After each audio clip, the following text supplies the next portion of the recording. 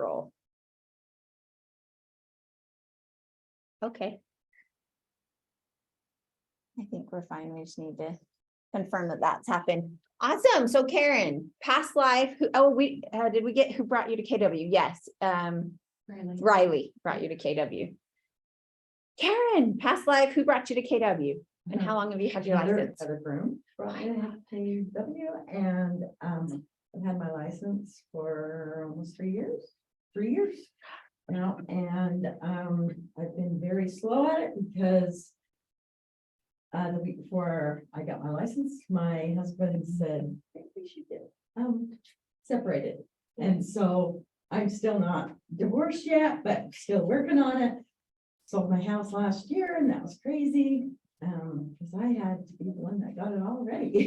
Yeah, And you experience it so different when you're the one going through it. You remember like, oh yeah, this sucks. yeah, it was a very good experience, so like what I should tell others. Yeah. So that was awesome.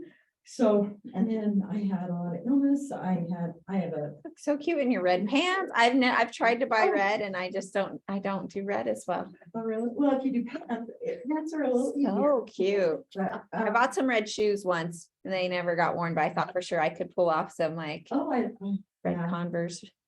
Didn't go. You look so cute in the That's red. fine.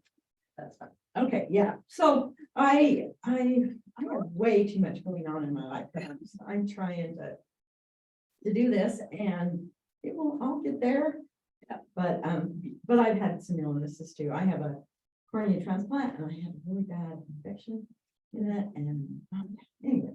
Oh, Life, it does. So, I have corneal transplants. Wow. It went very well. but It- okay, yeah, well, I'm glad I didn't lose mine. I had it 18 years ago. I'm glad I didn't lose it, and it didn't question. I had like 2 antibiotics I was putting in my eyes every hour. So that was, but anyway, yeah, so we're good, and I live in Lehigh. Yeah, it sounds like Center of action. I used to live by him, and That's so fun. my last name is Prestwich, but I grew up in Marine there, so I'm. Very cool. We have Erin on Zoom. I don't think I know Erin, and Kaylee is here too. You guys, I would love it if you just took real quick, hop on.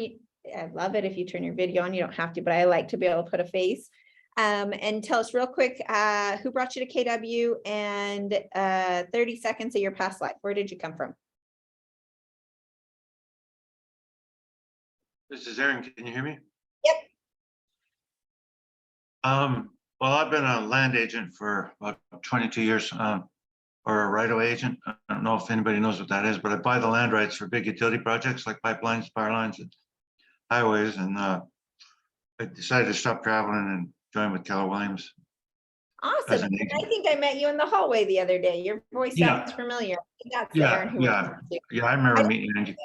Good. Who brought you to KW? Who brought me? Yeah, how did you find out about KW? Who's your sponsor? Well, I actually started last year as just a short time. I was David Chow. Oh, cool. David's a cool dude. Yeah, That's awesome.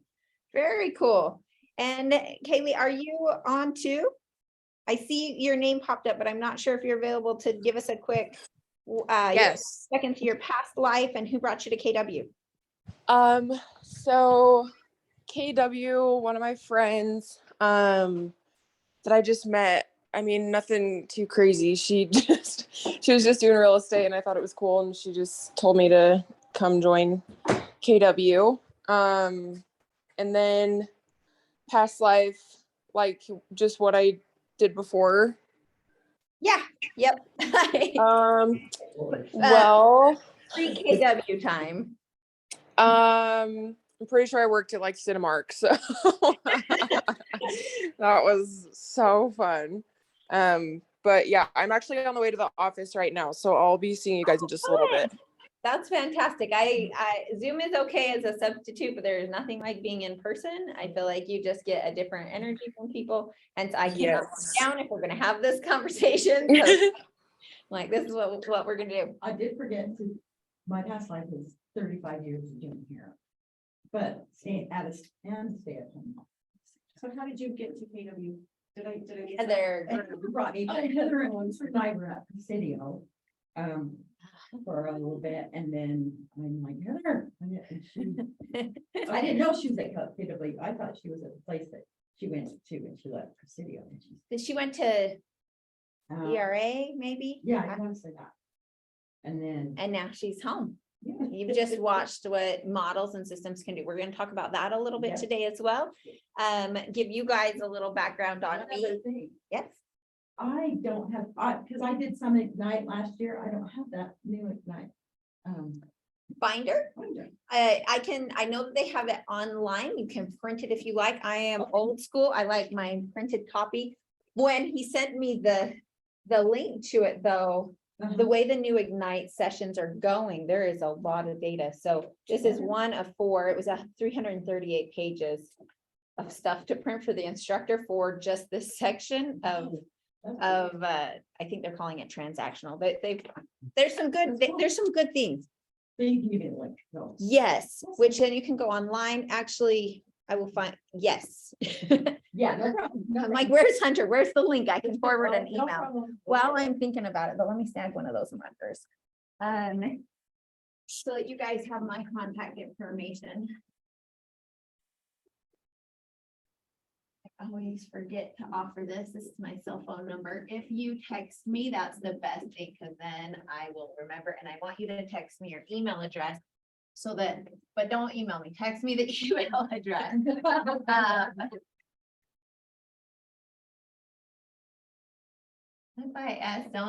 I've been a fisher for 20 years, but by SCHER homes, and I did not think about how long this was when I bought the URL or whatever. There we go, and Is that Fisher Homes. 285? 2815, yep. Perfect, but if you text me your name and your email address, that's even better, and my amazing Darlene, my VA, I will screenshot it and she'll put you into my contacts. Or anything else, like I would just text that, like send Ignite information. Okay. Would be great. Awesome. So my name is Angie. This is my contact information. I have been at KW just over 8 years now. And in my past life, I worked at Village Inn. So Cinemarks is great. We all work somewhere in our past life before we get into real estate. So I worked there for about 15 years. I was their training GM and I loved it. Loved everything that I did. Some of my very best friends, actually almost all of my friends I met through being at Village Inn. And I had never intended to sell real estate. I loved what I was doing. And my husband, he would always say, Angie, you should get your license to save us some money. And I was like, you should get your license. I'm busy. I work 60 hours a week. And you go ahead and do that. And he came home one day and he had signed up for school. And I thought, well, heck, if you're going to go to school, maybe I'll go to school too. So I actually signed up to go to school with him back in the day when you went to like real school.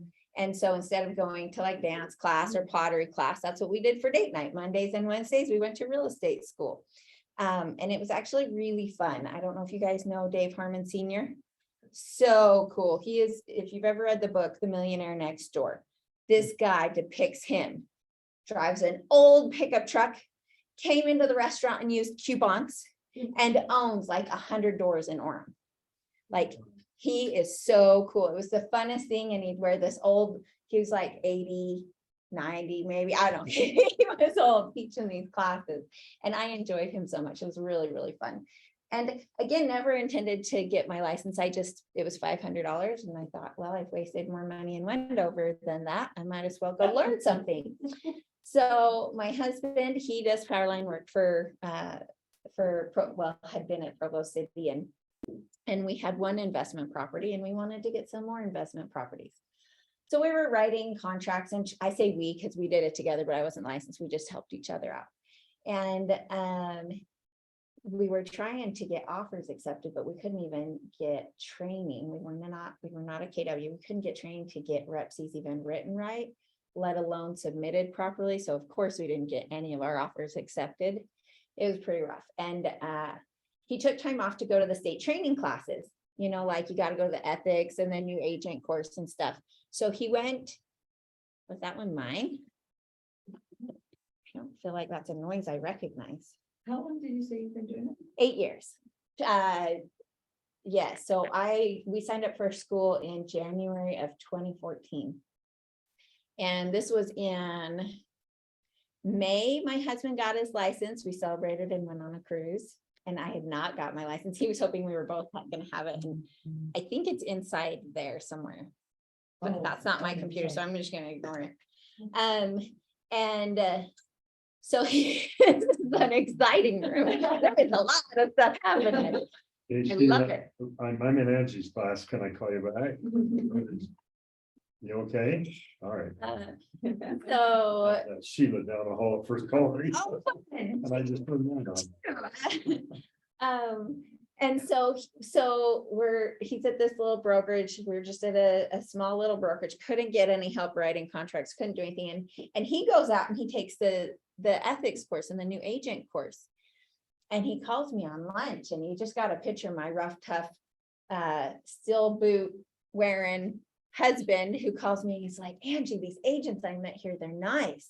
And they're happy. They talk to each other and they make money. I think we should go talk to their brokerage. I'm like, cool, we can totally go talk to their brokerage. So I just planned to market to KW. I had never heard about them in my life. I had no clue who they were. And so I packed up my pies on a Friday afternoon and came and met with the team leader, just planning to sell them pies. When I worked at Village Inn, Dan Kennedy would come and buy, and I didn't realize he was at Keller Williams at the time. He would come and buy 100 candy cane pies every Christmas. And afterwards, I found out about Dan Kennedy who works here, and I was the nice pie lady who gave him a good discount. So kind of fun. So we came out, brought some pies, but I met with that team leader, and during that meeting, it was so important because what I found out is that they were rated, Keller Williams was rated the #2 training company across industries worldwide. The only company that beat them was Jiffy Lube, kind of interesting. But what I knew, I was the training GM at Village Inn, and what I knew is I could teach anyone to pour coffee, flip eggs, make pancakes. I could teach you to do all that, but I couldn't teach you to have passion, integrity, hustle, know how to work, like those things. You just showed up, and if someone gave me someone like that, I could teach them and they'd become a GM somewhere. I knew it. And I thought, oh, hell, if they would teach me, maybe I could do this. We couldn't get a binder like that at the other brokerage. All we wanted was training, and there was no such thing. And so if they were going to do it, I could probably make a go of it. And we went to dinner that night, and it was the most profound moment in probably my life. It was one of those crossroads, and it almost felt like the light shines down from heaven on the table, but it was so strong. And I looked at my husband, I said, I think I'm supposed to leave the restaurant. And he looked back at me and he said, I think you are. And my husband does not make change. He is a very solid person, been in the city 20 years. And when he said that, I went to work the next day and gave my notice because I was like, we got to do this. And so I signed up to take my test and get the rest of that going. That was probably June 20th of that year. And Ignite started July 1st. So I took all my vacation time and I attended Ignite, and I was done July 20th was my last day at the restaurant, and we started, and that was in 2014. So it's hard to start. You guys are new. It's hard. There's a lot that goes on in that first year, and I commend you. This is a different challenge, like all the things that you get used to doing and you hadn't done yet. So that first year out of starting at KW, that calendar year, it's funny. I must have just known, my thermostat must have just been there. I made within $10 of what I made at the restaurant the year before. And I was so proud. I was at the restaurant, I think I made $56,710, something along those lines. And for somebody who barely graduated high school, I felt so blessed to have that position, to have worked there for all of those things. And it was kind of interesting when I looked at it, I went, oh man, I must have known my husband was going to kill me if I didn't make at least that. And so that next calendar year, 2015, we made $107,000. The next year was closer to 225. The next year was closer to 350. Last year, Was that together? That was 350 was me and, do you know Leisha on my team? She was my first admin that I hired. Incredible. So actually, we grew, Oh. I was on my own till I about had a meltdown. So I think I had 14 under contract and I didn't have admin help, about lost my mind. I taught an Ignite class.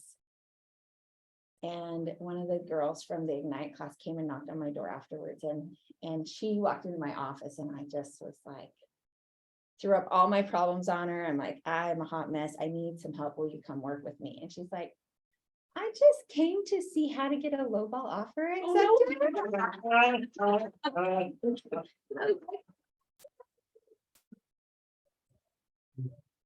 And I remember my husband said something like, I don't know why it's so hard. And I was like, I'm trying. I can't do it anymore. Is he? He's licensed, but we learned really quickly that it was really hard for him to be involved in the business because he does have the personality type. He wants to know everything and he wants to be able to provide answers. And so if he's up on a power pole and gets a phone call about an appraisal, he doesn't handle those conversations well because he doesn't know what's going on and it's just not his priority. We keep him licensed because he is one of the most amazing lead generators. And he talks to everybody. We were just having that conversation with the sign guy, that everyone gets their signs printed at the same place. We've sold him 2 properties. He's a young kid. We've taught him how to do investments. And my husband was the one that helped encourage him to be a part of our group, our village, or whatever that is. His dentist, we can get through all that, but I'd always like talk to our dentist, same dentist we've had since Matt was probably a little boy at the time, but Matt would always encourage him to come to our classes and to learn about what we were doing and how to invest in real estate. And he wouldn't. Finally, about 18 months ago, he said, okay, I'll come. So he showed up to one of the classes and he's like, my kid's got to get here. So he started bringing his kids. So last year we sold 5 houses to his family, 4 kids and him. And this year we just sold him his second investment property. But that came through my husband's diligence in lead generating. I appreciate him so much. We have 2 businesses. He manages what we call MACF investments, and then I take care of Kingfisher Homes. So he takes care of our investment side. So, and he is no longer at Provo City. He's having a midlife crisis. He's at Salem City. We have 5 years until he gets his retirement. My big why originally was to make enough money that he would quit the city and get off of the power lines. But soon I realized that wasn't going to be something he could do inside his heart. It's his air. He has to complete his time. He will not give up that pension come hell or high water. Well, However it be, I get it, it is. And so I just love him. I just love him for where he is and what that means and what he does that because he loves us so much. And his scripting, all of what that is. At first you think it's for insurance. It is not. I went and I called and I set aside $12,000 and said, we have insurance for the next year. Quit your freaking job if it sucks that bad. He did, and then he moved to Salem, and it sucked too. No, he's actually in a place he's doing planning now more for Salem, and it's good. He's working through it, but he is licensed. Last year we were closer. We closed, I think, 73 transactions maybe on the team. So I do have a small team now. Leisha is amazing. She actually is in Florida now. She works remotely. We've closed a couple of deals for her. I don't have a picture. Jessica is my director of, all of them are licensed. Jessica is my director of operations. She does sell some real estate, but she just manages the team. Sierra sells a little bit of real estate. She's our full-time transaction manager. Becky and Erica are my full-time agents. They do primarily work in the with buyers, but do listings as well. And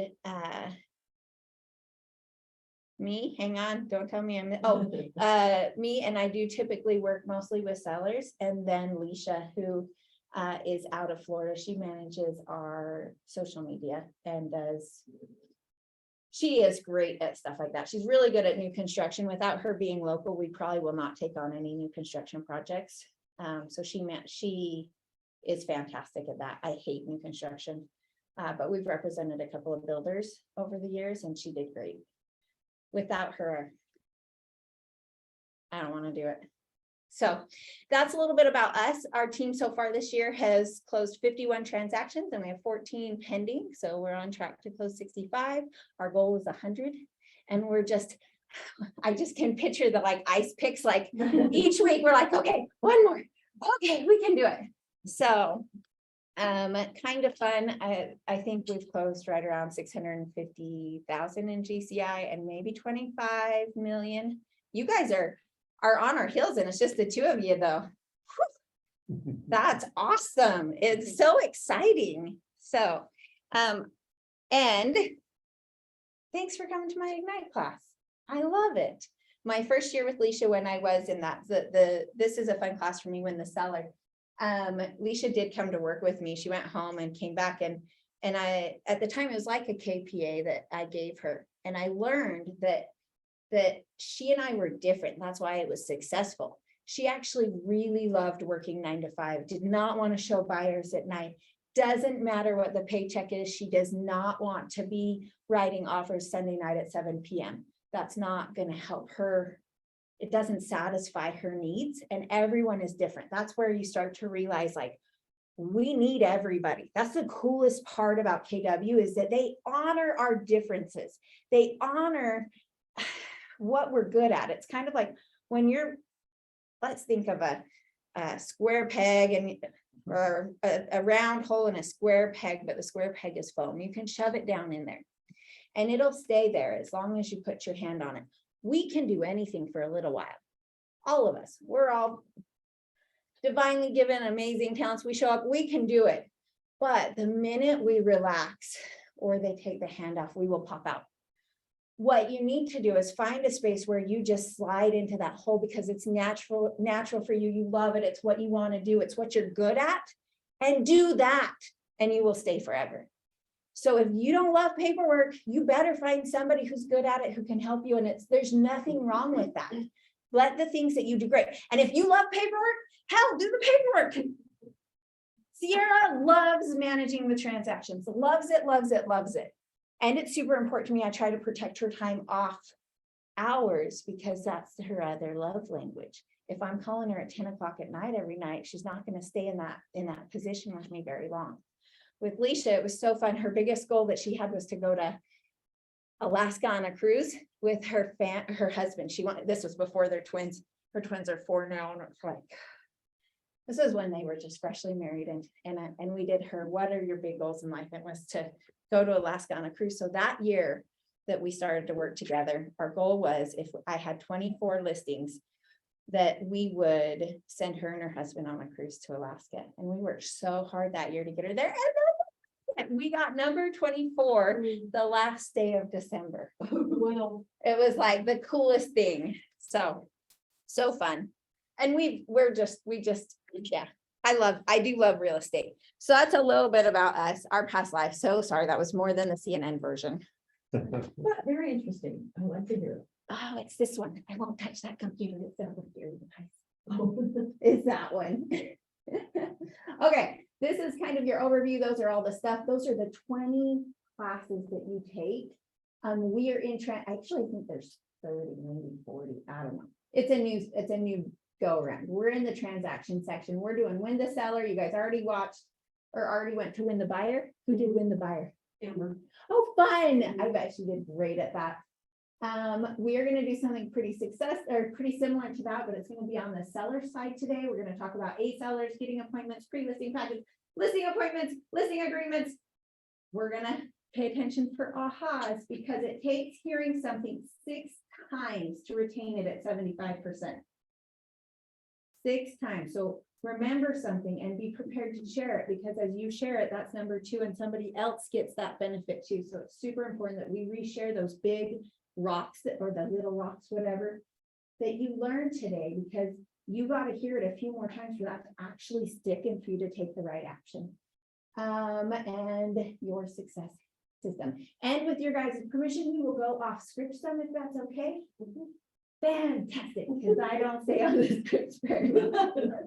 All right, well, leads are vital to your sales business. Seller listings are crucial to your ability to build. Now, why is it that seller leads are more important than buyer leads? Why do they matter? Because you can get 2 out of 1. And even more, maybe. You're supposed to get at least Yeah. 2, but you're likely to get 3 from each one. Because you're gonna sell that. It's likely they may even be going to buy. At least 50% of the time they're gonna go buy. So we've already got 2 there. And you should get at least 1 call off of your sign or off of your advertising to be able to go get another buyer under contract somewhere else. So I'm gonna tell you a story about that in a minute, because we have not hit our 90-day conversation, and that Karen, are you the only one that's been in my classes before? Have you been in any of my classes? I've been, maybe once. No, do you know my 90-day story? Oh, we might have to go right into it. All right, let's do it. Let's do it. Okay, first of all, get out your phones.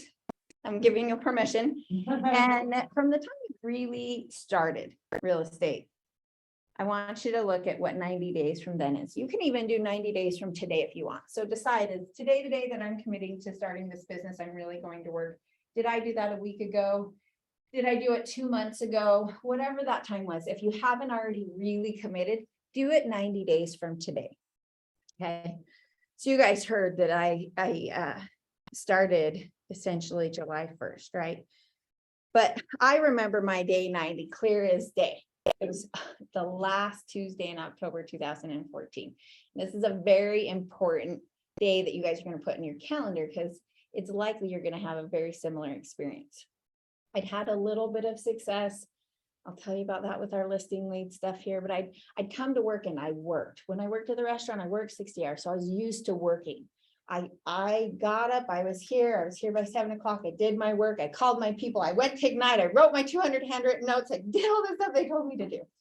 And I did get one listing, and I got a call that day though. I was just working so hard. And I got a call that day and I'd screwed up on a contract. And that agent, she sure let me know. And I felt so horrible. I was tired. I wasn't making any money. Everybody kept ignoring my phone calls because they call people and they don't answer. And I was like, I don't know what I'm doing.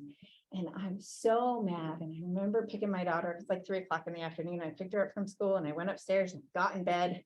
And I was like, put the covers over my head. And I was like, God, I'm so mad at you. You told me to come here. You told me to do this. And this is what it's going to be. I don't think I can do it. I think I have to call my boss and get my job back. I don't want to do this. I suck at this job. I just can't do it. I sat there for a couple of minutes, and it was only probably 2 or 3 minutes. And he did not let you feel sorry for yourself. It's like, will you quit feeling sorry for yourself and get up and work? Just go to work. It's so clear.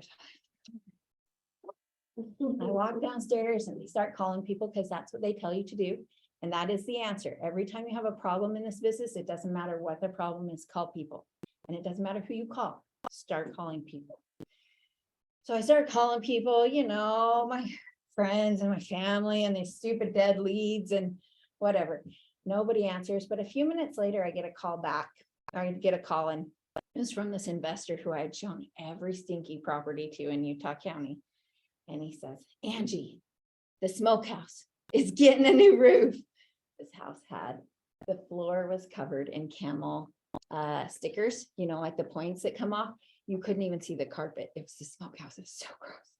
The smokehouse is getting a new roof. Barbecue, but Oh, it sounds so bad. the smoking.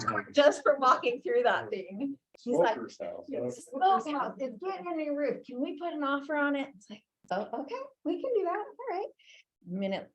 Literally just a couple minutes after that, the lady I'd listed her house for wanted to buy something. I showed her a ton of stuff, and she was deciding she was going to rent. And that had happened earlier in the week, but she called that afternoon and said, Angie, I saw a condo on KSL. Can we go look at it? Okay, I can do that. A minute or two after that, the lender that I was working with, that I'd sent all my leads to, said, Angie, I've got a qualified buyer standing in front of the house right now. Can you write the offer for us? And by the end of that week, we had 5 under contract. day 90 is important because everybody experiences it where you are going to give up, and most people do. You have to hear my voice that says, get up and go call people. It is so important because you have to push through that moment. Everything we do is in 90-day cycles in this business. So that's why it doesn't matter if you do it 90 days from now or whatever. Whatever you do today, you will not see results for 90 days. And I can mark it on a calendar. Same thing happened 2 years ago, almost 3 years ago, we built a house and I didn't realize I naturally slowed my business down. I was busy. We were moving. I'm selling my own personal house. And I didn't realize I stopped calling people. I had so many under contract. I thought I was good. We had 22 under contract going into December. You wouldn't believe it. We closed everything out. It was new construction. So January 1 came, I had 0 under contract. We moved into our house on the 28th of December. And I was like, oh, shiz, I got to do something. I called my mom. And I was like, I'm going to work. It's time. It'll be 90 days, but it's going to be okay. And so I was in 2019. 2020? No, that was the end of 2019, the beginning of 2020.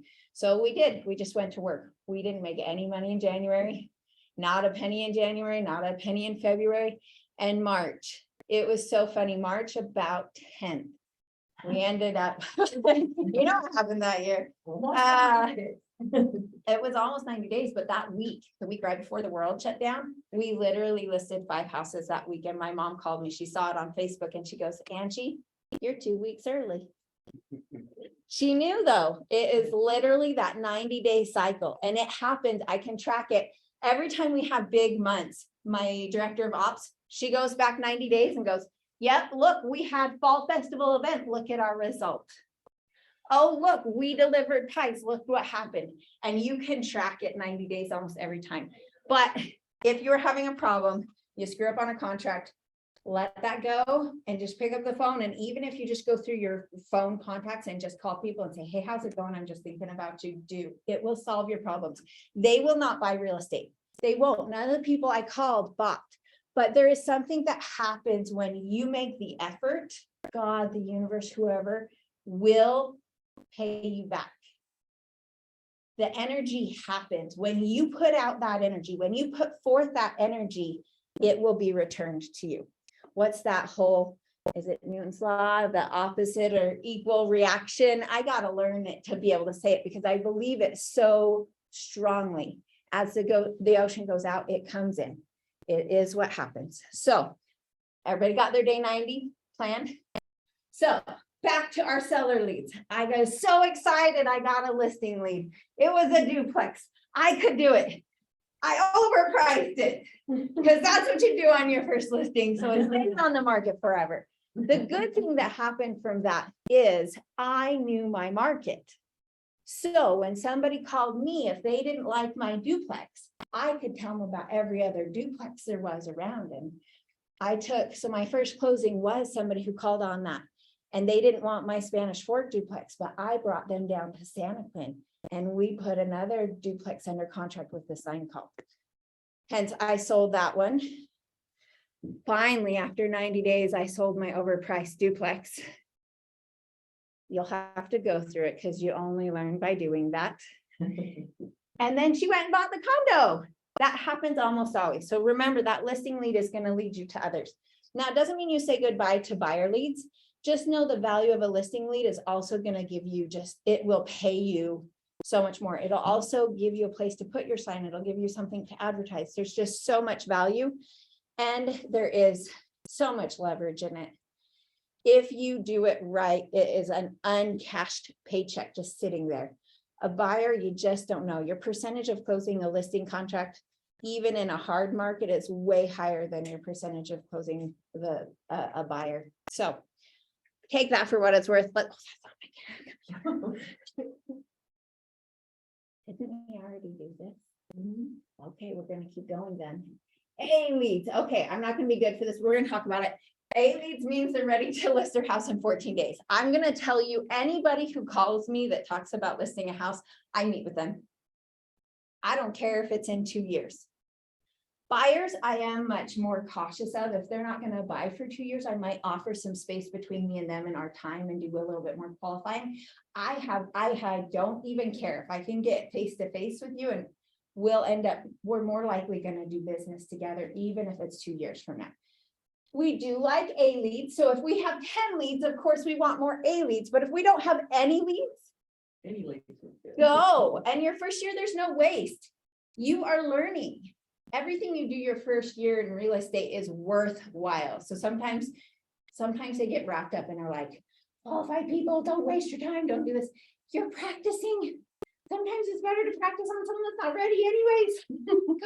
I shouldn't say it that way, but that's the reality. It is. So I always say go. If anyone talks about it, I want to get in front of you and we go meet you. That sounds awesome. Let's stop by. Let's take a look at your house. And I want to get to them. So we already talked about that. Listings, leads, still levered, and leads and listings and the whole triangle. Virtues of listings, I guess we already talked about. You get to market them. So if you don't have a listing, get friendly with the agents in the office and see if you can market their listings. Get them on KSL, go to the open house. Cash just knocked 100 doors for our listing. He didn't even do the open house, but he got to knock on 100 doors by using somebody else's listing and meet people. And most likely, 1 out of every 6 people you knock on their door is going to answer. Everybody feels like, oh, I knock on doors and no one answers. Well, you got to knock on more than 6. So you do got to plan on 100, but out of 100, you're probably going to get to have 10 to 15 conversations. But he still left something. Oh, he did. But if your goal is, if you need to talk to 10 people, just know you got to knock 60 doors and you'll talk to 10. And just know, I knocked the other day and you got to hustle, but they're not going to answer. Don't stay. Like I do, just leave something and move on. Like I'm only so long. I'm going to sit there and wait for them. And you gotta have your walking shoes on. Yeah. And they're more likely to answer anyways. Put some tennis shoes on, put a cute t-shirt on, put your name tag on, and they're more likely to answer the door. I used to take my daughter when I knocked because they'd answer the door. And she's little, I just bring her with me. She was great one time. She was like, oh, like they still were at the door. They were so rude. And she's like, oh my gosh, Mom, they were so rude. Oh, no, honey, it's okay. Like, it's fun. Let's go have fun with them. So when you knock doors, you just basically talk about like the listing for the most part. I'm really soft with my scripts, so you might want to ask other people. Mine sounds something like, hey, the Smiths, we're helping the Smiths sell the house down the street. We wanted to make sure that you got invited to the open house. If they're nice and they stay, like some people are like, okay, and they shut the door, I leave them. If they stay for a minute, I'll talk to them and just say, hey, how long have you lived here? Why do you like it? There's so much value in this neighborhood. We found that everybody wants to live here. I'm doing free market reports. Would you like one? I'll be back so we can drop it off on Tuesday. So something like that. I'll usually find that I get one really solid contact when I go out, and that's all my goal is. For me, I have the right expectation. I don't plan to talk to 100. I just plan to meet somebody that I get in relationship with. And that's why my aides are not, I'm a long-term nurturer. I'm gonna spend time with people and then we're gonna do business together. And I just know that one of our commandments on our team is every marshmallow in the fire counts. If I keep throwing in marshmallows, I'm gonna eat s'mores. But you gotta keep throwing those marshmallows in, and one day they're gonna turn into something. And that's really my belief, is filling that pipeline, and then all of a sudden you'll have business. So it just depends. Well, that makes sense because they have to trust you. Yeah, and everybody's a little different, Riley has great scripts. I love Riley's voice, but it's not everybody's. The thing I like about Riley, he's totally different than me. So some people will sit in my class and they'll hear my voice and feel like they can emulate that. And then you have a young kid that is like, well, I can't mom talk this. But Riley is cool and he's hip and he's got all these things. I can't pull off Riley's scripts either. So it's cool. That's the cool part about Ignite, is you get all of these instructors that sound different. And if you can just hear your voice and theirs, work with being as authentic to you as you can be. The more authentic you are to you, you'll be more successful. And you'll find your words in that. I used to do a lot of knocking, and I would just pull up really fast numbers as to how much was active within a mile before I went out. It takes less than 2 minutes on the MLS. I would put the address in, I would get how many are active, how many are under contract, and how many are sold. And then I create the script I tell the story of what I want it to be. Like, oh my gosh, I can't believe there's only 2 houses on the market right now within a mile of you. Or it could be like, oh my gosh, can you believe there's 2 whole houses on the market? Like, it can be opposite. I used to do more of like sold. So almost always there would be in my neighborhoods that I knock, usually Southwest Provo. That's my farm that I have right now. And it would be, did you know that 30 houses that sold in the last 30 days, that's almost a house a day. It's crazy. Who do you know? Do you know anyone who's moving? I have so many families trying to get into this neighborhood, something like that. One thing that I found is information equals motivation. So someone not willing to talk to me, they're just not motivated and it doesn't matter. Okay, so whether I'm at an open house, whether I'm knocking on doors, if they're willing to talk, they're motivated to move forward. When you walk into Dillard's and people walk by and ask you, can I help you? What are you looking for? And you're like, I'm just looking. You're not motivated. You're trying to go somewhere else. The minute that you need black socks though, you walk right up there and you're like, hey, where do I find black socks? Somebody who's ready to buy or sell, someone who's motivated is going to talk to you. So let the other ones go and move fast until you find the one that's willing to give you information. And they're your person looking for black socks. They're your one that's gonna ready to go. That's why I just need one good contact from it. All right. Lots of good stuff that you can do. It's good. Well, number 6 has been really good for Colleen and I. But tell me more about what you guys do for marketing on on it. marketing. We insist on having an open house at every one of our properties. And I know there's some people who don't. And We there are totally open realtors that house it. don't, and we insist on doing Friday night and Saturday. Mhm. And I'm better What at do doors. you do Friday night? We do usually 4 to 7, and then Saturday 11 to 2, or as long as people are coming, we might be there till 3 or Yeah. 4. We find that most people show up at, 1:55. Yes, you have to plan for that. And even your 4 to 7, no You one shows do. up for the first 2 hours, for the last hour, you'll be busy. And so we do it. Is that your phone or is that? It's this one here. It's his computer. What's happening is everything that is attached to them. It's Hunter and Oh, it's all It's his here. emails. So can we- yeah. can we make it? Just I have shut no it. idea. Well, is what is doing the speaker for whoever's on Zoom and Right. recording. See that. So I have to, yeah, Anyway, sorry, we- zoned it we- out. That's the mom in me. I'm like, That's I didn't even hear it. And I'm generally better at doors than Colleen is. She doesn't enjoy it that much. So if we're slow, we print out and then I go around and knock. I try and Do you get, knock during? I knock during I if we're find that slow. that's really successful. And then people, Oh, so sometimes people go- just, both go together. yeah, That's what I hear. yeah. People just drop what they're doing and come over. Yes. Neighbors love to come see what their neighbor's house looks like. Actually, where my Yeah. biggest success is I'll go knock and have them hold open. So anyway, so we do that and then, we put balloons on our signs with everything we can. Colleen was great. She'd always have like 20 freaking signs that Yeah. that gal would bring people in 2 miles away from that open Yeah, we house. generally put out anywhere from 12 to 16 signs on every Yeah. open house. So we open house them like crazy and just try and get around the neighborhood.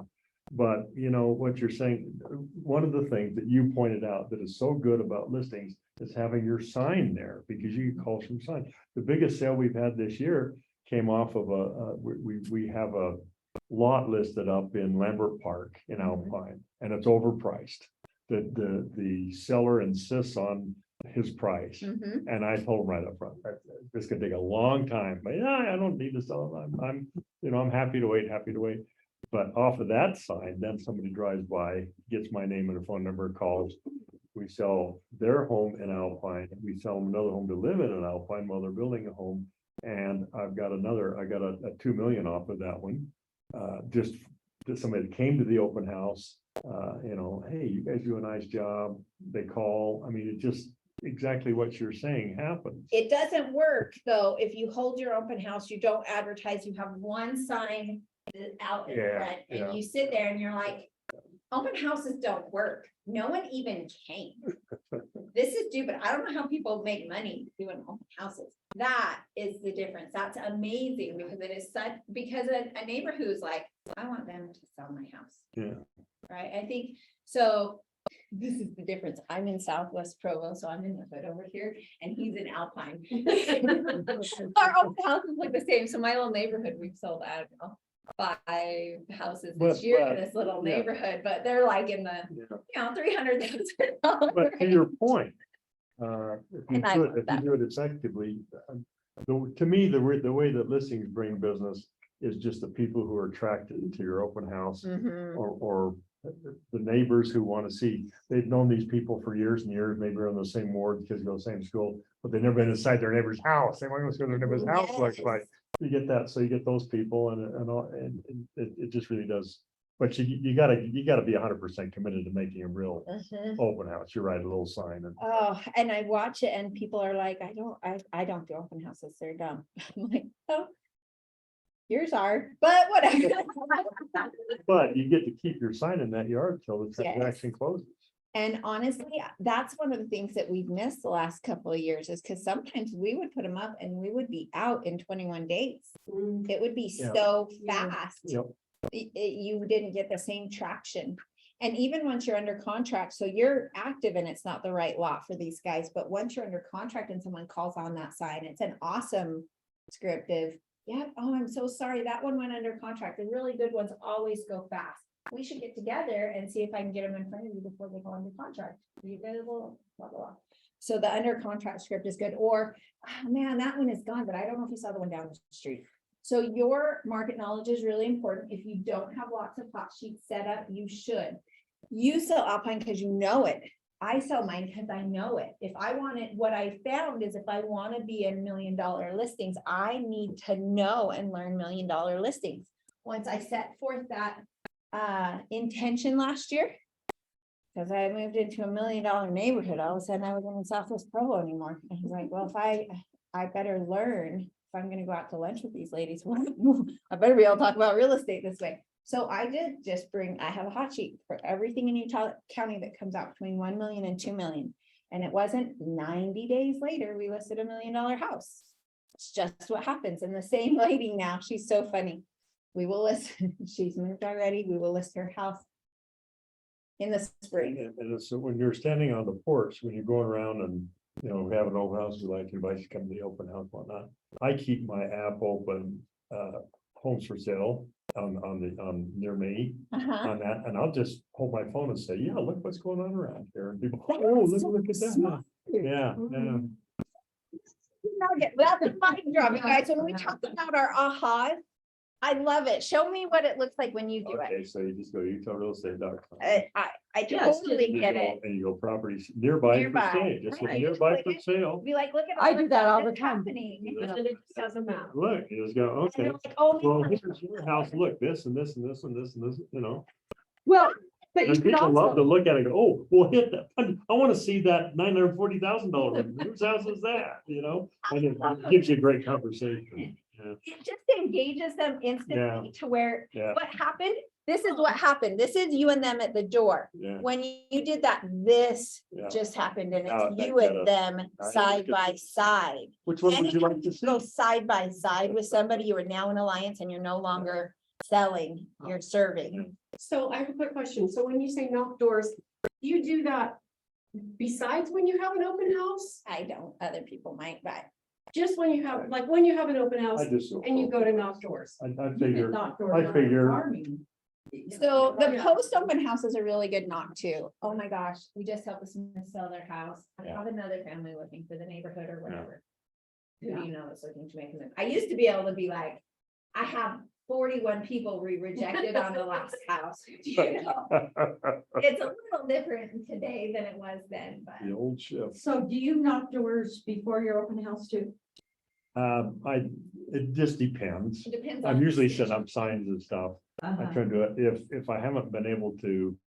So we print out a nice MLS sheet Mhm. and, you know, pass that around. I take that to the door, or more often, that's not right. We leave them out. Let me think. We use the MLS sheets in the house. Right. I have like First Colony or one of the lenders an print open up a house. real nice open house thing for me. They get the back side, I get the front side. And Mm-hmm. then that's what I knock doors with is that. And so, but, so you don't. So it says always- right on it what time the open houses are. This one, we did it before. Like the day. The day before. Yeah, you can do And that include too. it, just Yeah, depends on what your goals are with it, like. I But you have don't found always get- I enjoy knocking. For us, I enjoy knocking during it, and I do think it's so much fun, and I have more engaging conversations. They come out of their house, they're. Yeah, I was I try to hit 100 doors around the open house. So what I was thinking was that if you do it before and you leave your flyer Mhm. there, then they know of it.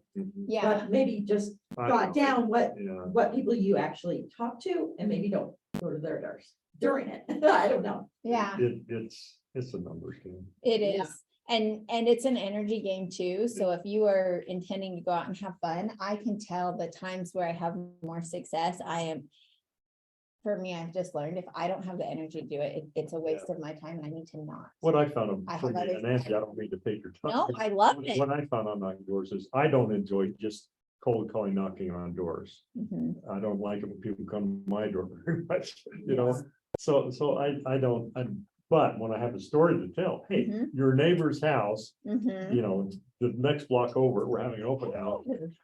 We're excited, you know, come take a look and, you know, see what you think. And by the way, I notice homes in this neighborhood sell very infrequently. It must be a great place to live. Are you thinking about selling your home or do you know anyone else that might be interested in selling their home in the neighborhood? It's as simple as that. And the thing is like, you can have all of the scripts in the world. Yeah. If somebody isn't ready to make a move or doesn't want to talk to you, they won't. So what I found is that if you can be authentic and your energy will matter when you talk to that person as to like why you're doing it. So I think that being so important, like you said, I gotta have a story to tell. You feel really authentic when you're in that space. Yep, yep. And you can connect with them and it's not, it may or may not sound like that, but I can tell, you know, what was so funny is you twinkled when you talked about that app. That was the reality is he had success with that. That's probably what you say and do more because you Yeah. align with it. You've got to do things that feel right and feel good because you will be way more successful than trying to sound like somebody else. It's like, who's that one dude that Dwayne Richens that was here for a while? He was the door knocking master, man. He had this whole system. There were maps, you cross stuff off. He had forms to fill out. It just was never going to be authentic for me. And so you got to find your voice and what that looks like. And I don't know if you guys caught that one, but that app one, I'm totally going to steal it. So good. Okay. I'm stealing from you, so. But the best thing, you know, spirit is, it's not just no, it's no, not right now, right? Yeah. Or So, they don't So you need don't block really get- sacks. They don't need black socks right now. right, yeah. And so it's okay. They may not even be your people. Right. Like find your people too. I also found that I didn't feel authentic most of the time when I was in $1 million houses. I know that sounds dumb. I felt really uncomfortable. So I do way more work in the other range. And we shall see. I don't know. I Great. it is probably my own story, but no, it's not. I had to stop going to lunch with some of them. I was like, this is in my space, which is okay. But just own whatever it is and it'll be okay. Like you'll find your group and ask the question. If you aren't having any conversations, you don't know.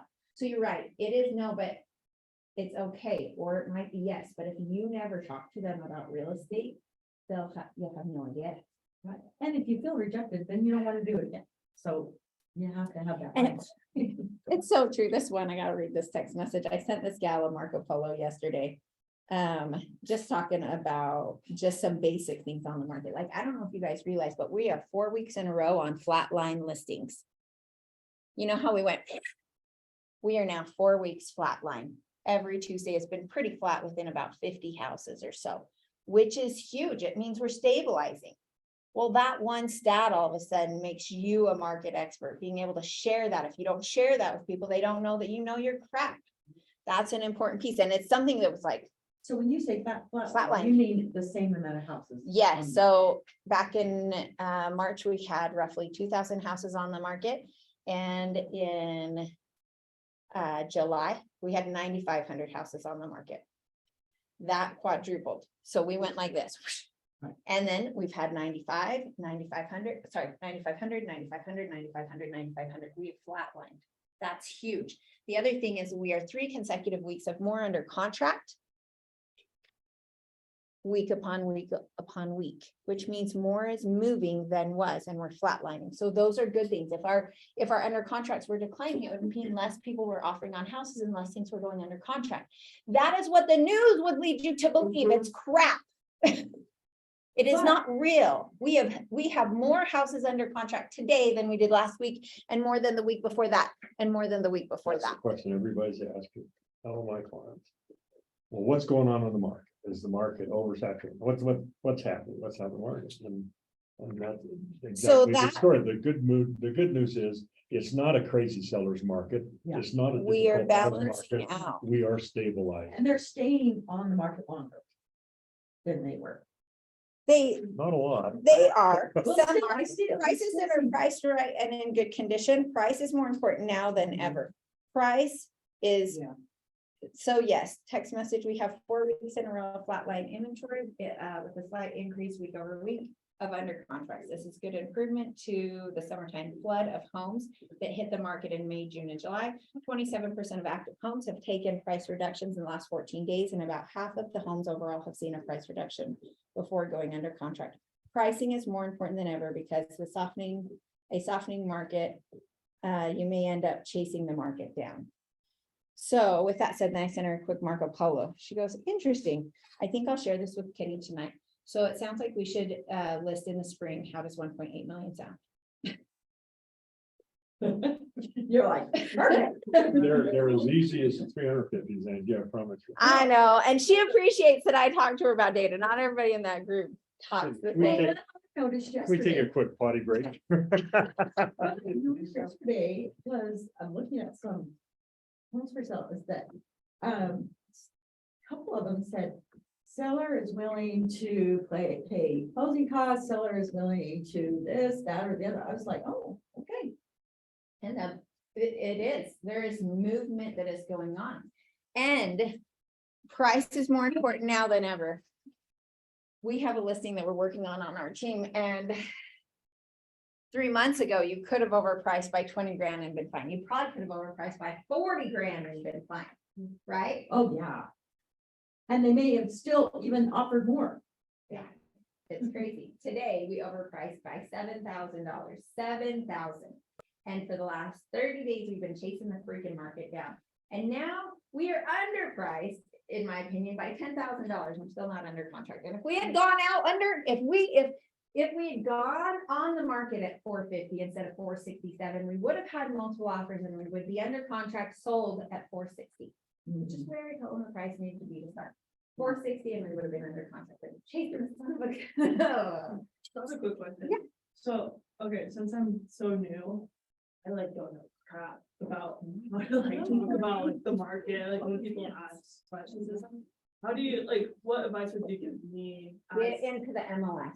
The The first MLS. thing is what do they call them now? Not hot sheets, listing alerts. Yeah. Okay, Listing alerts. So, and do those listing alerts for where you want to sell. You will sell what you know about. So if you do want to sell in Alpine, you better know every home that's come on the market, every home that is on the market. You get on there and you just start looking at those homes and starting to see. And you set up that listing alert, not only for active properties, but actually set those zones for active, under contract, and sold, because you'll get to watch the cycle. You'll get to see when it comes on the market. You'll get to see when they price reduce. You'll get to see when they go under contract. You'll get to see everything in there. That's an important piece. is there the off market option? And what does that technically mean? That's just. So some people use it. Well, it's changed now. It's changing now from what Deneen said. No, but it's basically. Okay. You don't know. You go off market and you put it on the MLS off market. You just find the thing every time you do that, so you not do that. Yeah. So how, but. No, the only thing you have to have, and we will go over it today. Is your own market. And then you send the entire thing into the MLS. So I sign, if I meet with someone a year in advance and they don't meet, I need to see the even here. I don't know, like, And so.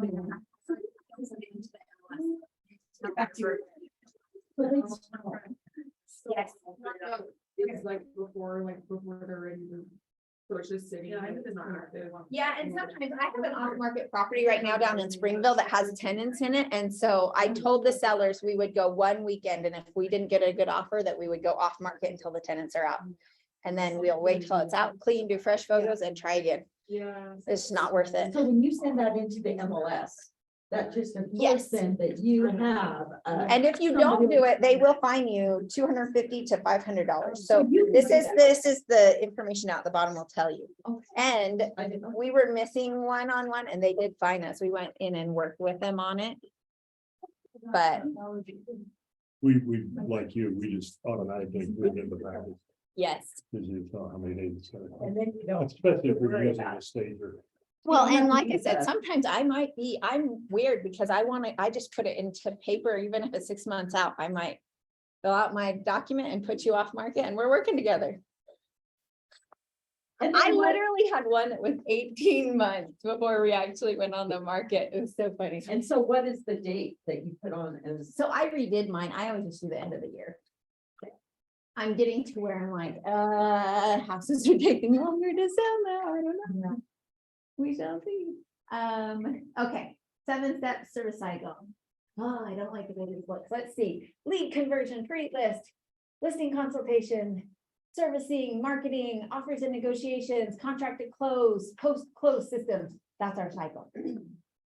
We talk to people, we get our pre-list, listing. I don't know if you guys want to write that stuff down, but Is it on the paper? It's on Oh, this, it's yeah, on there, not yeah. very, that graphic is on there. Is there, like, I feel like it needs in a line, the school's throwing me I off. just had an aha. I like it, write it down, share it with us. What is that? So I feel like You perfected this. we need to beef up our post-close systems. Mm, going Like, on. I feel like, Going into closing or after closing? Like, oh, I'm talking about what we do post-close. To market? To market. Yeah. like, Like just I- sold? Well, we've looked at, the just solds. We've looked at that and Jen's helping us with that now, but we need to be much more active in our postcards on the just solds and stuff like that. are you talking about Jen Gray? I'm wondering about door hangers. We're doing a lot of, we each have a farm that we're doing postcards in right now.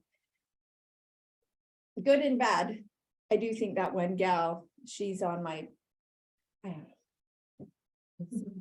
But, sorry, so, okay, farming, does that mean just going and finding people? Is that So what it it's an means? Like, area where you're extra concentrated on your efforts, and so you're gonna do it, it'll be people you don't know, but you are trying to establish yourself as a real estate agent in that area. So you're gonna wanna contact them at least once a month, knock their doors, do neighborhood events, something, and it could be somewhere you live. If you were in an HOA, you might get actively involved in the board. If So you're the local expert. if- I need yeah. to move because Lane Thompson's in my neighborhood. So that. I have 3 real estate agents in my ward, Yeah. Same, okay? yes. And it doesn't matter. Really? Okay. People will work with who they want to work with. We have some misconception that they have an idea that they're gonna. Don't let that be the thing. Everybody, you can throw a rock and hit a real estate agent. So you Like, would still farm that area. if that's where If you that's feel where the you most live. confident and comfortable. I farm some of my area. If not, just practice. I mean, Okay. just call it practice, I right? think Lane would get mad because That was my next question, because I- Amber lives like seriously half a mile from me, if that. But she's your So- mentor, right? She's- I don't think she, I don't She's- think she did. like, we throw like events, That's her. invited people to events, I don't want her to like be like, what the hell? But maybe loves Lynn. Yeah. You guys have a different voice, not everybody maybe loves Lynn. So here's my thing, there's a lid for every pot. There we So go. everybody, so like people who like me may not like Or somebody may not else. connect. Or I may mean, not the use of connect. the word like might not be the one Yeah, I want not to use, is but right. they may not Connect. connect in Yeah. such a way. And And it's okay. You can choose wherever. Another thing you want to consider about where you do is it needs to be a high turnover space. So if you're in a neighbor, it's hard to farm a neighborhood that only has one listing a year. Yeah, absolutely. So you want to pick neighborhoods that they're gonna have equity in, that you're gonna be able to sell and help them buy something that moves often because your efforts are gonna be worthwhile. And you townhouses, condos, I love tri-level neighborhoods. They're my favorite. I love tri-levels. You can tell my heart would like to go back to my tri-level, but But, and you can find out all about that. Remind Statistics has- from your title.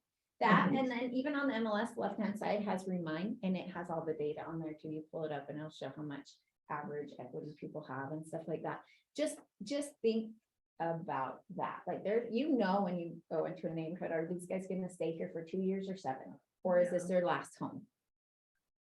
So you might even go, if Lane is here and you guys, he may farm this little section, or everyone knows him here. Could you sidestep over to this townhouse complex? Yeah. And now these are your peeps. Somewhere that may be close to you. You want it to be either where you want to do business or easy to your life. Again, your first year in real estate, do whatever you can do. Nothing's a waste. But let's say you go on the Facebook page, the KW Facebook page, and you're like, hey, somebody need an open house done? And somebody says, yes, I need one done in West Valley. Well, now you're gonna generate leads in West Valley. It's not a waste. You're gonna learn how to do an open house. You'll learn how to put out signs. You'll learn how to get the thing set up. You'll learn how to talk. But now you're gonna be stuck with buyers in West Valley. So be a little bit more intentional. If you want to work a certain neighborhood, have your listing alert set up for that neighborhood. The minute it comes on the market, call the agent, say, hey, can I do an open house for you in this neighborhood? I have a listing alert that comes on everything at KW lists I get every morning. So I know if there's something I want to be able to market for somebody else, I can see it and decide if it's worth my time. I learned that because I did an open house in West Valley that was $75,000 overpriced and smelled like cat pee. Oh, no. So I was like, I don't want to do this again. And I learned I never want to do it again. It was the most valuable open house I could have ever done. Did you get any? Liberating. It's like, I don't want to die on you. And But you And I- learn from that, and you just know that. it was so good. I'm so glad I did it. And I was grateful that they gave us the opportunity to do it. Actually, I helped an agent. He is up in Park City and I helped him do that open house. And the reality is I probably closed 7 other deals for him though. Not from that, but because I served him. Does that make sense? So Mhm. sometimes what we don't realize is that we're just investing in future business. Nothing's a waste. You'll get it there. Okay, time for aha. Quick, because I gotta get through it. I'm so behind. Anybody, what do we got? Well, my biggest aha is what he said about having the Utah real estate out open. That is genius. It's something that's been fun to do if you're out with your girlfriends Yeah, and you're at coffee or you're out for ice cream or like. Cause I always do it myself, but, it's like. People are really People, interested. Yeah. They love it. I think that's awesome. So cool. Good. Oh, okay, I need a. I'm gonna say it, Leah. Leilani. Leilani. Leilani. Leilani. Leah. But, You tell it's going through my mind. Charlie. no, I think I need to. Yeah, study the MLS a little bit more and then get those alerts so that I can, I don't know, study more about the market. So I have another one that comes up like anything that might be a good investment. So for a long time, it was anything under 150,000. Is there anything? I have now saying Wrong. 100,000. And so I sell a lot of townhouses and condos or I might, if you go through your database, right? And you start at the top and you see this person's name and you think, what information would they want to know about? Set up an alert for yourself about something they might want to know about. Then go to the next person. Well, these guys, they live in Nephi. I'm going to set up something in Nephi. A mile around their neighborhood, or I want think about the people you interact with. Maybe take your top 10 people and just start with those listing alerts of what information could be helpful for them. So that's where most of my touches come from. I get those alerts every morning and I just send them out. Hey, your neighbor just listed. Hey, this one just went under contract. Hey, this kitchen is so cute. Take a look, whatever it is. Look at this pool house. Like I have one client that wants a pool so bad, but they aren't moving. They don't have, they're not in that space. But every pool house that comes up, that's my touch with them that I'm sending. So There's a lot of those. Lots of houses in pool lately. bad time of year to sell your pool house. Right? That's good. I would spend a lot of time on your MLS and be intentional and set up any options. Good job. I like that. So you set up those alerts through the MLS? Mhm. Okay. And how do you? No, I'm on old school. They're there you listing alerts. They used to They're call them listing. hot sheets. But how do you, do all the KW ones? You Yeah, just how have do you to get do it that by alert? agent Oh, or down at the by- bottom on the left-hand side, you can put brokerage Okay. and you select KW brokerage. Okay. You could also select a certain person or a certain, maybe. If you, this is my opinion, you might as well even, you can do anyone with KW, but Lane is busy and he's a solo agent. If it were me, I would align with him and I would not fight him. You want on the same side. So it would There sound you something like this. Lane, I'm new. I would love to be a good supporter for you. If you need anything done, like key boxes taken out or showings done, I would love to help you. I'm not even gonna charge you. But I'm wondering, is there any way maybe I could take your sign calls? So when someone calls, is there any way I could talk to them? Or could I get first dibs on your open houses? Does he do his own open houses? You don't know. But it's stuff like that. Pick solo agents like Amber. Don't pick somebody on a team and align with them and work for free because other people will do it too, but they'll charge. You have to be like, let me get your good stuff. And I'm willing to give it to you. I'm willing to help. Well, I you have wanna to learn. practice. I'll do these things. I'll do the next 10 showings for you for free, Lane, if you'll let me have the top pick of your next 10 open houses. And he'd be like, well, sure, that sounds awesome. And then you get all of the leads that come out of the open. Everybody you talk to is yours. Busy and can't do something, he's gonna call the person who's serving him. You know what happened with Jordan? You guys know Jordan Larson? Mhm. He was serving me. I was busy. I was so busy. I was like, Jordan, I can't deal with this. Here's an investor lead. If you can go close it, I'll close it at 50% with you. His first deal, that's how he closed. I was just too busy. It was about the time Leisha started with me. That's what happens. They will pass those leads off and he was like, cool, I'll totally do it for 50%. And I was like, cool, I can't talk to this dude again. Like, so you'll get those leftover leads, but when you're new, take those leads and just, but there's 300 agents and they all go on Facebook and they all say, oh, can I do your open house for you? And then when I need somebody to help, I'm not going there. I'm going to go to whoever's in my cell phone. I'm going to be the path of, so are your clients. So you better be the last agent that called, texted, sent them a funny video, whatever, because they're going to go back to the last person who talked to them. Same with the agents. You got to build that relationship. Pick 2 or 3, but if Lane's in your area, don't fight it. Like, just embrace it. Help a girl out. But don't just say, hey, let me take from you. Be willing to enter in and share and be willing to serve, and then you'll get back for it. I hope that's helpful. Any others? Okay, sorry, I'm so new to this. I love this. So, okay, if I were to like help Lane out with the open house, I'm still learning how like things work. If I were to say work an open house and someone wants to buy the house, would I be able to represent that person? Yes. Or is that?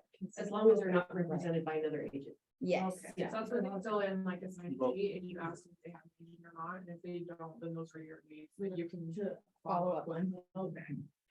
Is that, yeah, I'm still, yeah. Get Riley has great scripts on that.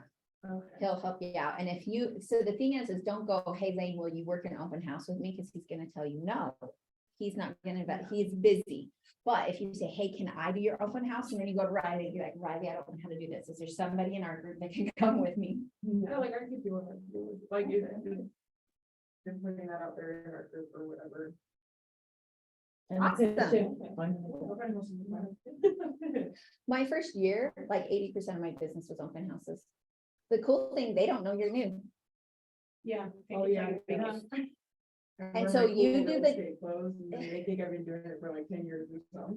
And you know the data, That's so like- you pull up the information, you better know if the house is priced right or not, and if this isn't good, you better pick, I go 50,000 below and kind of look at that range and pick out my handful of good houses that I want to talk to people about.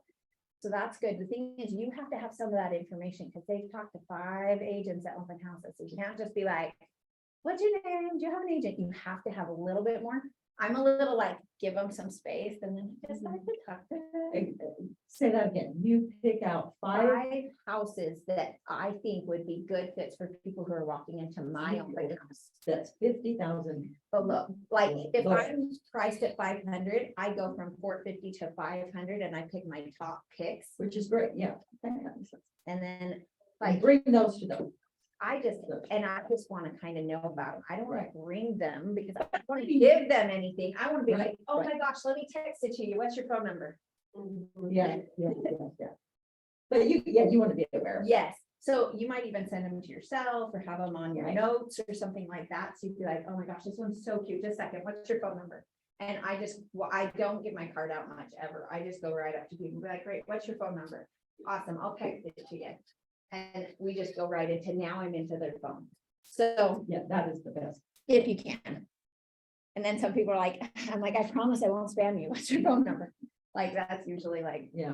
what I I say. feel like for me, my best thing is like, if anybody has questions, it's okay that I don't know them, and I say, oh, I'll ask the listing agent and then I'll get back to you, and that's my follow-up. And I actually did that with this couple that came in 3 minutes before we were gonna close open house. I was upstairs turning off the lights, and we heard the door open, no one came. in. Every time. Yes. Always very. Always. Yeah. But, they ask, yeah, questions, like I've taken off the pressure of needing to know everything and having, or else I'm whatever. Like, oh, like I'll ask and then I'll get back to you, and that's my excuse for being like, okay, I got a follow-up, like they responded, and this is this. And then that introduces the whole like, then they respond, and then things get going, so. That's awesome. Yeah, you got no problem saying, you know, listen, I'm working with the listing agent. Mhm. Let me just make sure I give you the right answer. I'll get back to you. People love that. And people, yeah, they'd rather hear that than a bunch of BS. Yeah. So true. I think it's so good. Other odds we should share here? We good? We can I keep like moving? the going out during the open house. Mhm. Yeah, I think we should I think it would actually be really smart for people to partner and do them together. The knocking during the open houses, I just do Yeah. find them so successful. Get the appointment. I know we're supposed to talk about that. So Respond when right you do away. that- so when you do that, if you were to partner with somebody, You guys then you decide what it share it, looks like. you share it, yeah. You guys right. decide. Okay. I have no idea. Okay. I don't want any of the leads from my open houses, so I just send them out to the people. Yeah. Like, I don't want to talk to people. Oh, that works. Okay, so this is getting your leads and getting to them right away, setting an appointment, date, time, as soon as possible with a pre-listing packet. So if we don't try to set the appointment anyways for leads, we won't know if they're A's anyways. Now, I don't know if there's scripts in your book that talk about how to determine if they're an A lead or not, if they're moving in the next 14 days. It really is just getting to motivation. So if somebody calls me, usually, so mine, I will say all of my people, I know most of them and they've been referred to me. So it's rare that I'm gonna get a straight cold lead. So I'm not necessarily the one to work through those scripts with you. But let's say somebody calls and says, hey, Kirsten gave me your phone number. We're looking to make a move. My next question is gonna be, awesome, tell me a little bit more about that. Like, what's motivating that? Where are you guys going? When are you hoping to get there? Are you needing to buy too, or are you guys just gonna sell? If they need to buy, I better get them qualified before I spend too much time here, because it looks different. The easy way to do that is to just say, you know, when we find a home that's just the home of your dreams and we submit the offer, we need to provide a pre-approval letter with that from your lender. Have you had a chance to work with the lender and get that yet? No, well, you know, why don't you give your lender a call and do that, and then you're all set for it. You're so calm. People love you, I'm sure. Well, I'm looking at number 4, this house and up off of the sign I told you about. So the guy calls me and it was like in the afternoon and I said, well, listen, I'd love to come over and see your home and let's sit down and talk about it. how about tomorrow? It says, you know, because you try and set something, and pause, and he goes, can you come over tonight? What's so funny is some people are ready to go and they really are, we say the next 14 days. And so I always say something like, I always want my motivation to match yours. So if you were ready to have a sign in your yard today and I didn't show up, you'd be upset. Or if I did show up and you weren't ready for 3 months and I had a sign, where are you guys at? What does that look like? Because I want my motivation to match yours and we'll be ready to go as soon as you are. But there are people, and if you don't show up that night, you might actually. You might miss the listing. lose it. Yeah, I somehow made my way over there. I'm just like, we go talk about selling the house. So fun. Get the appointment. We're gonna, these are the things that they want help with. So NAR, the National Association of Realtors, says this is your graph of what people want from their agent. 27% want help pricing their home competitively. They want help finding buyers. They want help to sell within a specific time frame, help with vendors and being able to fix stuff up. We just sold a property out in Indiana. And I'll tell you, I didn't work with a KW agent. I worked with the agent that said my home was worth less than the KW agent. It was funny, the KW agent told me I was worth 175. The other agent told me I was worth 125. And I was like, really? Oh. She's like, you might be able to go 135. And I was like, okay. Why do you think I chose the one that was willing to be honest with me? That was probably answers your question. And that was big, and she was huge. Realistic. She was super realistic, and she had vendors. She took care of getting the yard maintenance done. She was the one that brought the handyman in. And I paid for them all. I had no problem. I didn't expect that to come out of her pocket. I was But totally you're happy. I like needed her going to to do it pieces. and go take Yeah. care of it. Like you go. We did And that she with made my her money. father-in-law's home, and the realtor handled everything. It was in Reno. Mm-hmm. And we had to have like 1-800 got junk come, Uh-huh. and it just came out of closing. We reimbursed him after closing. They just said Yeah. the settlement statement. So it was. I think worked it really is, well. and And you just went the realize, like, lifesaver. sometimes we don't realize, they just want the sources, they just want the information, so be that person, you may not know who it is, but hop on the Facebook page, come to the office, be like, okay, who's your carpet cleaners, who's your people, who are your, let's get them moving, people love that, and I think that's a huge part, and pricing the home is really important, and I think sometimes we get nervous about that, but it's so important. We still have the breakfast. My little script is always say to them, look, here's my job. To sell your home for the highest possible price and the least amount of time with the least amount of hassle for you.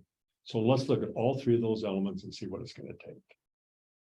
Say that again, Yeah. because when you say three Highest- elements, I want to re-listen to that. For Highest the price. highest possible price and the least amount of time possible and the least amount of hassle for you. And the shortest time, highest possible price, shortest time possible, least amount of hassle for you.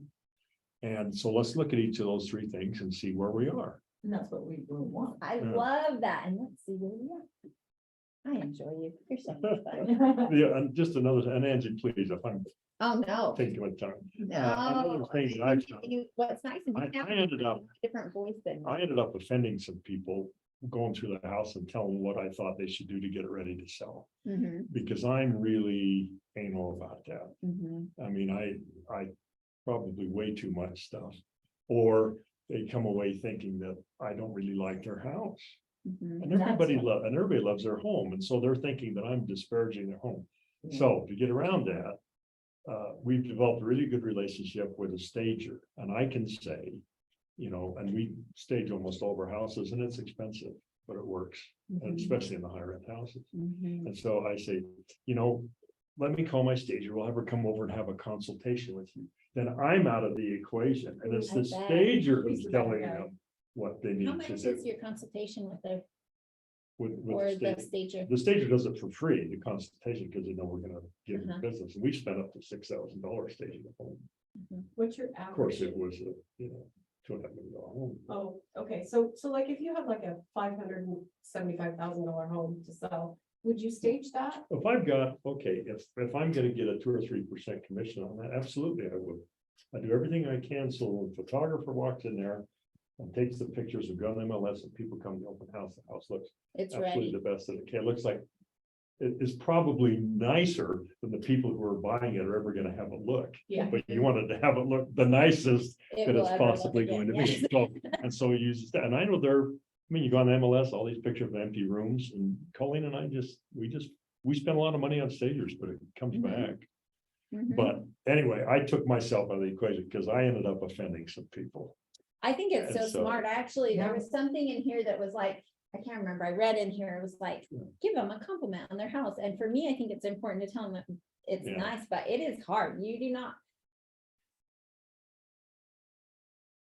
There's We some are now absolute- switching to appointment mode, because this is like talking to people and getting in the house and going through that. But once you're in the house, you have to be careful, because if you tell them how amazing their house is, they are, one, not gonna do all the work that it's gonna take to actually make it show well. And two, you might offend them, but I honestly, like, it's almost worse on the opposite side. And so my D does come out. I'm happy to share, like, to be honest, let's talk about this.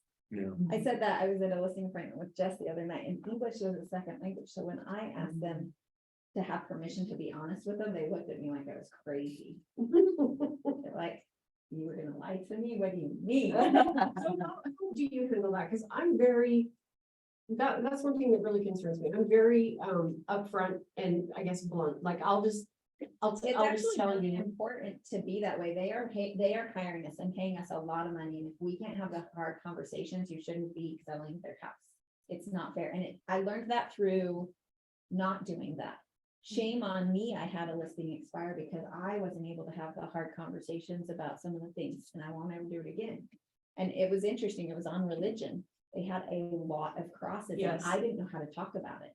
Mm, After it expired, we reset, we get everything, we take all the crosses down, we have to actually have the conversation. You get one cross, just like you get one Jesus or one temple, you decide. Everybody has the same rule, you get one everybody does. right under contract. You want people, when they walk in the house, with themselves in that home. That's right. Teachers are so meticulous in doing it in a way where they can see their own. That's why I like to say, now, this is what you love, but when we've got to put ourselves in the buyers, you know, so. Yeah, and I think I need to do more with staging, because I think what they do is spatial conception is not my strength. That's I will pop out of that peg. And the thing is, they really do highlight the space for the space of what it is. Yeah. Like I have Yeah, stuff, I have stuff that we bring into a lot of houses, a lot of accessory staging, things like plants and towels and, cutting boards and crap. But the reality, I think stagers have a different skill that highlight the home in such a way. Jean Grey just. I'm gonna take advantage of that, even in my $300,000 house. That was, Jean Grey had like a 374 like townhome, and the way that it was staged, like just made it so much more grand, and like, it was just something about The this. type thing of that the type of furniture was where it was to be when it was to be there. where Makes it's it look not. bigger. and- It's better than what they have, but it doesn't highlight the same way. It Yeah. doesn't highlight. I remember Clay saying something similar about like the crosses and stuff, like someone had a lot of pictures of like Jesus and stuff, but I think if you preface it being like, do you want my honest opinion? I feel like if you kind of ask for you to like be honest, instead of feeling, they might see you as like you're on your high horse and Well, and I think- critical. Yeah. I Maybe think you you could can say have those professional. conversations. If No, you guys yeah, get a you're- chance, they are doing that class again. It's fantastic. This is a little bit more, we're not getting quite as deep into it. That class is fantastic. It is when it's the actual win the seller full day class. So good. when is that? It should be, I think they're hosting at the end of September, maybe as shift gets over on a Thursday. Things to just get to your appointment, there are some different tie downs, and negative, positive, and the takeaway and all the stuff. I'm not gonna get into it. I'm sorry, guys. Just be yourself. Yep. Ask the questions, be willing to talk about things and be yourself. You have to ask for the appointment. If you don't, you'll never get it. When something comes up, answer it. When they have an objection, handle it. Don't be scared of it. Any house from the section, keep plowing. I lied, we're going free list. Okay, so, I don't know if, right now, are you guys using a pre-list packet? No, well, I take that back. We take one with us for the listing, the first listing appointment, we do not send anything ahead of time. I have tried to send stuff and I don't do it well, so I've decided to do what I will do well. And I do send a pre-email that talks about, we have our past listings and success stories in that email. It just talks about what happened, how many offers, what we did, what was the win for the seller in that. So we have several pictures of the homes and kind of like, this is our success. I have a couple of videos in there from testimonials from people, and then I have the 3Ds. I just have a corny video that's in there that talks about the deep clean, declutter, and depersonalize, 3 tips to sell your house, and I send that up front. What's funny is having a personal video, a lot of times when I get there, they already feel like they know you, and I think that's super valuable personally, even though it doesn't have to be a high production video or anything, but something. So that's what you sent is a I send video? that, I send that email that is like my, thanks so much. So it's titled, Who You Hire Matters, and then T. Fisher Homes. And so it's just kind of a form one that we do. I also will send them a CMA with that has a range. So it'll be like, great, I've included a market report on your home. We will, it's a range of, it's probably $50,000 range. Of what I make sure it looks like a range. I send out, we'll talk specifics about your house when we get there. As well, here's like 3Ds, blah, blah. So it's What's the third D, declutter and what? deep clean, declutter, and depersonalize. Depersonalize. And Which it's is funny, the whole time we process. work together, they'll like, those 3Ds, honey, remember you were in charge of that. So, and for me, that's something I knew I could do. I tried to deliver a hard packet and I failed every time. And it just wasn't working for me. So I knew I couldn't commit to that. And if I get my pre-list email out, it's smooth as can be when we get there. So do you do this instead of a packet when you get there? I do a packet once we get there. So I Oh, just send okay. an email. It's like, that's my pre-list thing that I do. I just get that out to them. That's when I do the CMA as the package, the first step. Yeah, so I bring the printed copy of that and have a plan of what we're gonna talk about in pricing. But you also send that. And sometimes I might send two, so it depends on the market. I might send something that's within a mile of them and then something that shows their house is different, like it has 2 kitchens, or maybe it is $1 million house or $2 million house and there's nothing in the area. So I might pull some different things to look at. So you do that to give them the correct Give them expectation data on what to price their house? No, I don't even like, it is more just like, here's some information, we'll talk about it in person. And then I do talk, once we go to the house, I really am like, the market is changing every single day. We won't know, because the problem is these houses we're looking at are sold. Your buyer's never gonna walk through this house and walk through yours. So we won't know your exact price of your house until we go on the market, because we're gonna look at your house and 5 other comparable properties that your buyer's gonna walk through, and you have to either beat them through price or condition. Because we're entering a competition, right?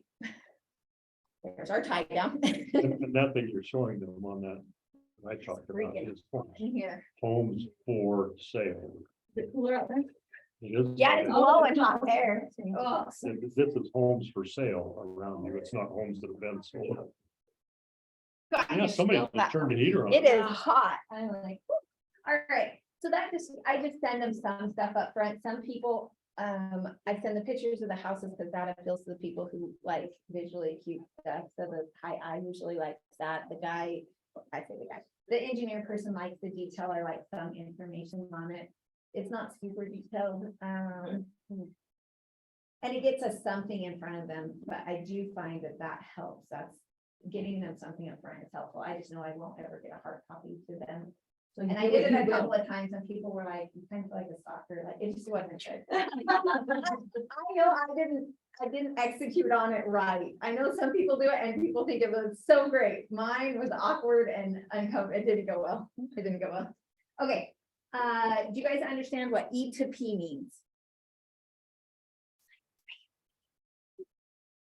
It is. It's like somebody just. It hit the turned switch on there. and like somebody. I'm always complaining because it's too cold upstairs, but somebody That's must have not really. cool, but I don't believe them. I What the- don't think I know.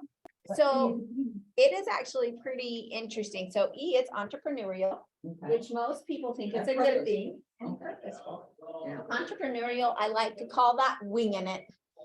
Most of us are in real estate because we show up pretty good. right? We show up and we're probably a little more charismatic, a little more on the ball, we get crap done. So we can experience a certain amount of success just because we show up and we have a higher capacity than most people. That's our entrepreneurial spirit. When we get here, we do pretty good. The challenge is you will only do so good winging it. There's only so many people who want to talk to you that you winged it and you didn't really have your information.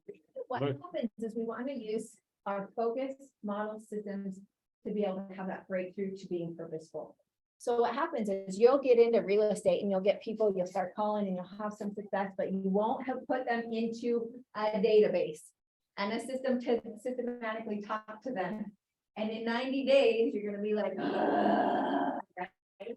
So you gotta make sure you're using the models and the systems to be able to break through that natural capacity. You can do it for so long, but you will be exhausted and you will fail. Is that saying we're supposed to be done? Sorry, I don't know. How it goes. Yeah, got it. So True. just be very, I think I put 11:30, I'm sorry. guys. Okay, Well, we can reconvene. yes, the E to P is, this is how you, the minute that you are hitting your ceiling of achievement, you have to come into a more purposeful state. This is interesting for me because you realize that I have basically sold the same amount of real estate with my team for 3 years in a row. I'm right here, I'm stuck in this spot.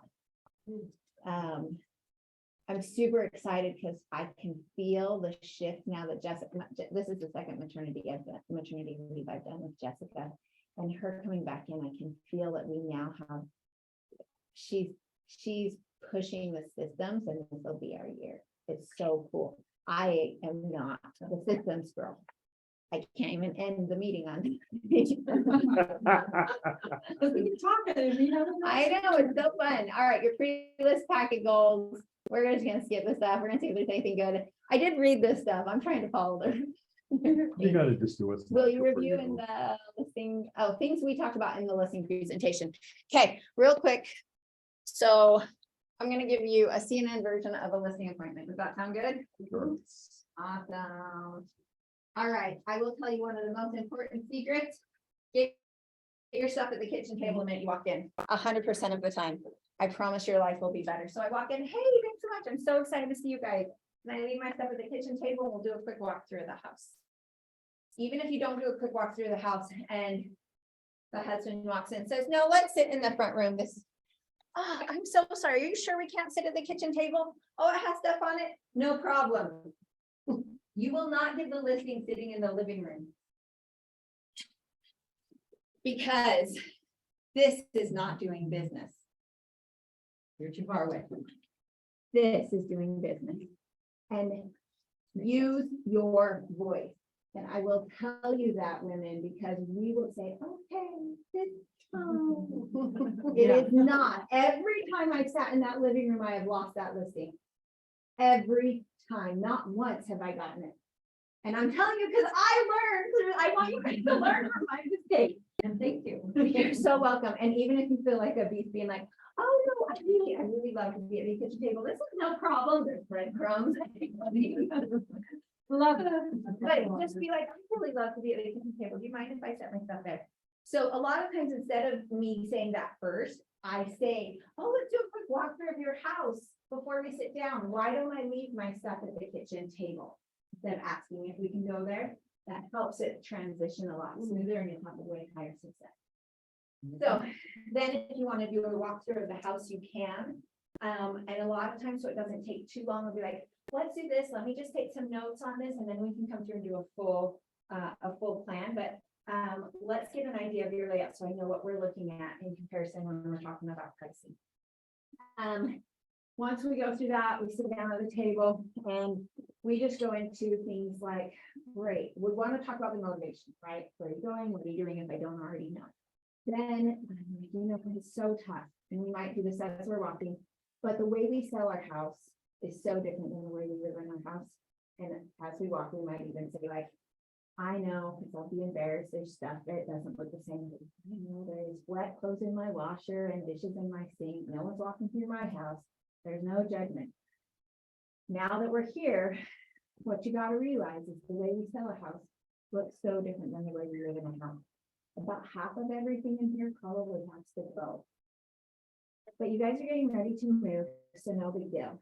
Garages and closets don't sell houses, so I want you to get this box set. This is a great opportunity for you guys to get ready to go. You're gonna be able to, yeah.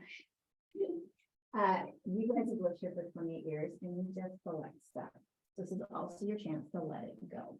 Okay, so I have a rule of 3. That means you guys, you're gonna get 3 things in each one of these rooms. That's like a bed, a nightstand, and a dresser. That's gonna be like a couch, a coffee table, and a chair.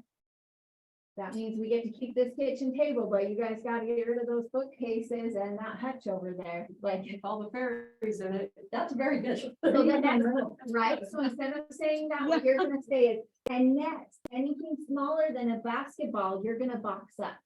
So I went with Amber too. Like a precious listing. moment. Yeah. And she Figurine. had a curio like just jam packed, and she was kind of giving her pushback because Amber was trying to get it ready for the pictures, and she was like, well, I think you should maybe reduce it by like at least a third. And she was like, well, that's gonna take me all day. And I had to just like bite my tongue to be like, well, you gotta pack it up to move anyway, but Just say that. That's the honest truth is Okay. honestly, Then you you're guys are ready, gonna right. be moving anyways. And we want to make sure that this house shows great. And you know what? It's my job to have really honest conversations with you. You're paying me a lot of money. And I'm gonna make the most money for this house. Let's do this. Like, I might get quiet in that conversation instead, because it starts out aggressive, but when it starts to get emotional, I'm gonna have a conversation. I know they are beautiful, but you are paying me totally. it's too. I don't want you to give them that stuff. So that it's not personal on their stuff, I just give them the rule, anything smaller than a basketball needs to be packed up. So that means everything in here has to go. And it's me, what are depersonalized and Deep clean. deep clean. So once we kind of get to that and I give them, I start to go through and we've got, let's talk about those 3 Ds, you guys, we have the deep clean, deep clutter, and deep personalize. So we talk about getting rid of stuff, so let's talk about personal, you guys know you gotta take all of those photos down. Now, you have 2 choices, you can either, if it's a cute wall, I might let them flip them, put a different piece of art in there or whatever. Because sometimes even I'll just have them flip them and leave them white. Their pictures, but it's super important to me because I'm gonna make sure your house is all over the internet. You're gonna be on Zillow, Realtor.com, over 500 places. Even Walmart has a place you can shop for homes, and I don't want your kids' pictures all over the internet. So go ahead and take those down. Like, That's fantastic. yeah. Yes. So most of them are like, okay, all right, okay, we can do that. And then like, once we get to that point and we kind of have an idea, I'm like, okay, so I have my phone out. So, and I just flip to this page is where I start. So with that said, you guys, let's look at the calendar with everything we have to do. When do you guys think you're gonna be ready for photos? And we look and I'm like, okay, so I like to do photos on the weekend. You guys think you can be, you're not gonna be ready this weekend, are you? What do you think about next weekend? Think you can be next weekend? Yes, no, maybe. Well, you know what? I don't mean to be pushy, but people hire me and they really appreciate deadlines. And so sometimes I wish you're a accountability partner. So I get it. We can move this date, but you guys want a goal? I feel like people always move better and faster once they have a goal. Okay, so next weekend, and then I just start to write.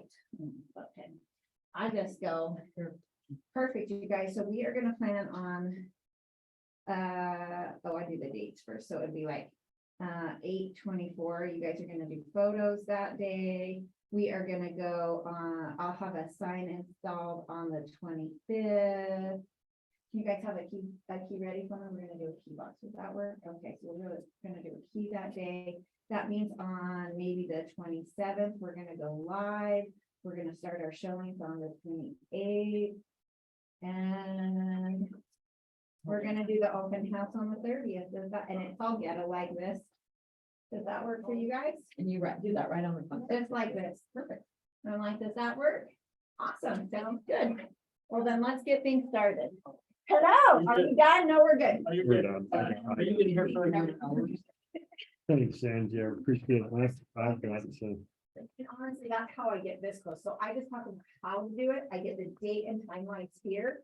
And then once they agree to this, then I just flip over, perfect. So this is what we're gonna charge, this is what we're gonna do for